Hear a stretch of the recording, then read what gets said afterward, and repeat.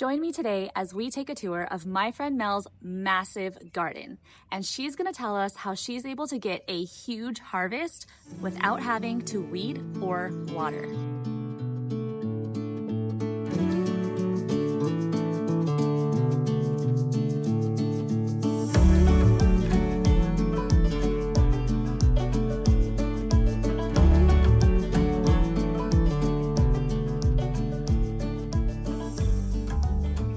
Hi, I'm Mel, and this is my garden. We've been at this property for 4 years now. Our first year here, we started with a very small garden, just a couple raised beds. So we started in this back corner, and I had one raised bed, and I just threw some tomatoes in. And I harvested a handful of tomatoes, yay. We were doing a lot of other stuff that year. Then I decided I'm going to do the back to Eden thing. Everyone says the back to Eden thing is the way to go. So we bought a wood chipper and we tried to chip chips out of, scrap branches and stuff that have fallen from trees. That is way more work than it should be. So we kind of scratched that kind of quickly. So spring 2024, I decided I was going to try Ruth Stout gardening. I didn't have the funds to go and buy spoiled hay. So what I did is I've gone wheelbarrow by wheelbarrow and cleared out all the spoiled hay and manure from my cows and goats and everything, all our livestock, and brought it wheelbarrow full at a time here and just started laying stuff down. We filled this up, and 2 months later I planted in it. And this right here is about a third of my garden. In this third of my garden, I grew probably 8 times as much produce than I was able to grow on this side with the raised beds that had been there a few years and that we had done the back to Eden method with. This year, we were working on filling in the rest of this. We pulled out all of our old raised beds and we're slowly filling this up. Last year, we had a massive drought. 3-4 weeks, I think it was, of no rain whatsoever, not even a sprinkle. My ground stayed moist. Generally, I don't water at all. I do have a spigot in my garden, and that is a gravity feed from our pond, a direct gravity feed. So I can water, and sometimes when I first plant something, you put a seed in the ground, I like to put a little bit of water in with it. But my ground stays super moist. You get in here, that is nice, moist soil. I've got lots of worms. Worms beyond worms beyond worms. I was planting some tomato plants and I had 6 worms in one little hole I was putting a tomato plant. So this hay, straw, whatever, it keeps the moisture in. If you don't get your hay thick enough, it can grow like the grass on top. And what I do in that case is I just take my pitchfork and I go underneath it and flip it over. And that stops the grass from growing. These strawberries are all planted this year.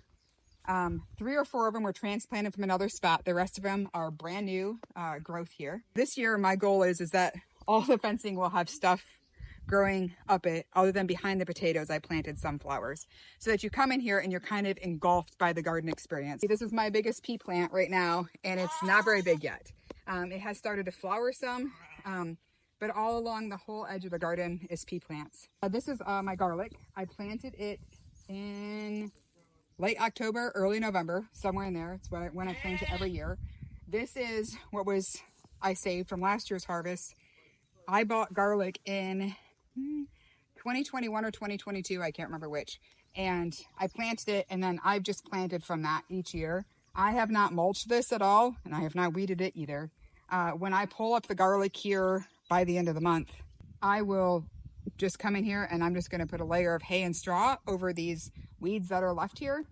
And then I'm going to plant other stuff here. I'm thinking probably some winter squash. I planted onions like every couple weeks, maybe 10 days, about every 10 days ish. I planted a few more rows of onions. I probably have maybe 400 onions planted right now. This is supposed to be purple cabbage. It looks beautiful. It's not creating heads. I've only ever grown green cabbage.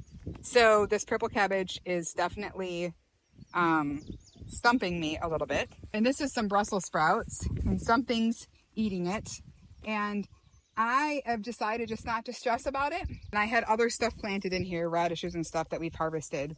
For my garden fencing, I was on a budget, and so I bought 6-foot chicken wire.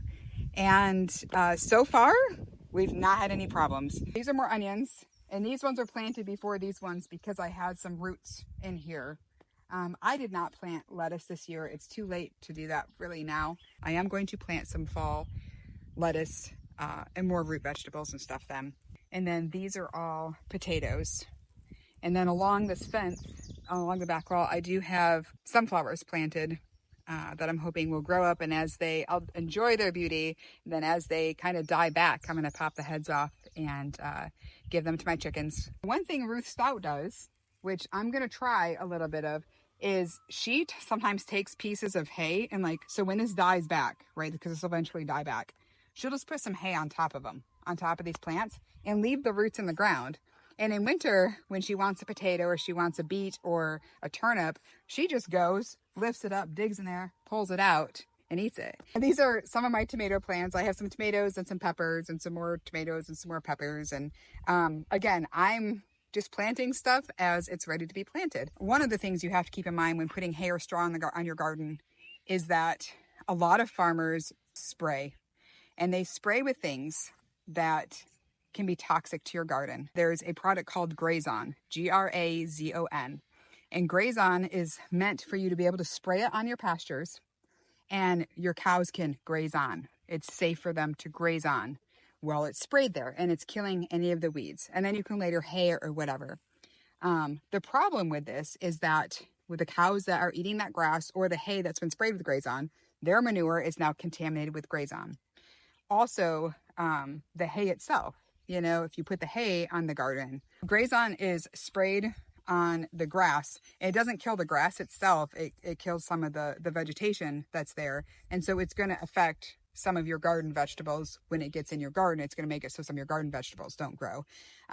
And so when you're asking about hay, I only feed my livestock hay that has not been sprayed. So this side of the garden is all brand new to being able to do this. My walkway is still grass. I have to cover my walkway yet. But these were all raised beds that I took down, but I'm planting in this, and these are mostly peppers. Some are squash and zucchinis that I've started. But there's small stakes along the fence line. Those are pickling cucumbers and green beans that I've planted there. And this here, those are voluntary potato plants. There's obviously some potatoes that I missed harvesting last year. And when I was laying down my beautiful straw hay manure compost, I found them, and so I kind of just mulched around them, and I'm actually going to plant some more potatoes over in that area and fill that in more. But all of this will be planted. I've got some watermelon growing on this side, and on my hoops I'm doing loofah gourds, and I'm doing African horned melons, which is like a cucumbery melony thing that looked interesting. The one thing I'm having a difficulty growing is carrots. Carrots, I'm just a carrot failure. I'm gonna get it someday, but I'm not gonna focus on it. I'm gonna try again this fall. But I've tried growing carrots twice, and it's just not very fruitful. My friend said I should cover it with a board until they start sprouting. I don't know. I feel like once my garden gets built up more soil-wise, I'll be able to do a lot more. This garden is a work in progress. This is the baby stages. I'm hoping as years progress, it gets better and better, but you've got to start somewhere. In our homesteading journey, I focus so much on learning livestock first. So that's where our focus has been because we are animal lovers. And so it's only been in the last few years here that we've really started focusing on the gardening aspect and learning and growing in those skills. So I'm excited. I feel like I'm transitioning into being an old lady now because I like gardening and I like listening to the birds. And I now have this sudden desire to learn what all the bird species are. So I feel like I'm ready for that next stage of life. When I was young, I was too busy to do gardening. I didn't have the patience. Everything needed to be perfect and orderly and straight rows. And I was too anxious about the specifics and about the perfection to just actually enjoy it. I like the fact that I don't have to weed and I don't have to water. Again, I think the back to Ethan method is great for some people. I think the landscape cloth works well for some people too. And that's what you have to do, is you have to try different things and see what works for you, and then roll with it, and then not be afraid to pivot. Ruth Stout has worked best for me. I definitely encourage other people to give it a try, especially if you have livestock that likes to throw hay on the ground that you paid good money for. So that way you can be like, you wasted the hay, but I'm not going to waste it.